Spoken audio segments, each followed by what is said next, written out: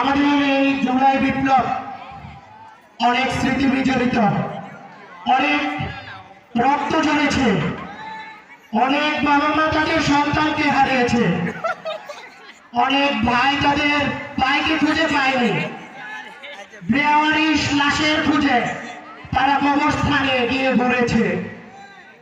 আমরা দেখেছি বিগত সময়ে কিভাবে নির্বিচারে মানুষদের হত্যা করা হয়েছে।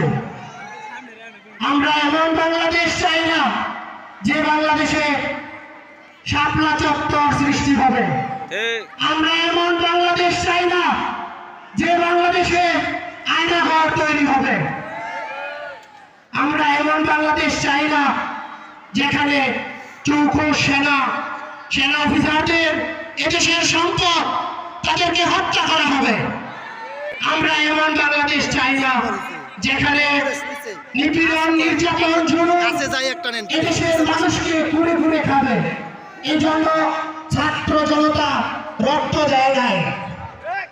এই বিপ্লবে যারা সরাসরি প্রত্যক্ষ এবং পরোক্ষভাবে গুলি চালিয়েছে, আমার ছাত্র জনতা ভাই বোনদেরকে হত্যা করেছে, তাদের সকলের বিচার চাই।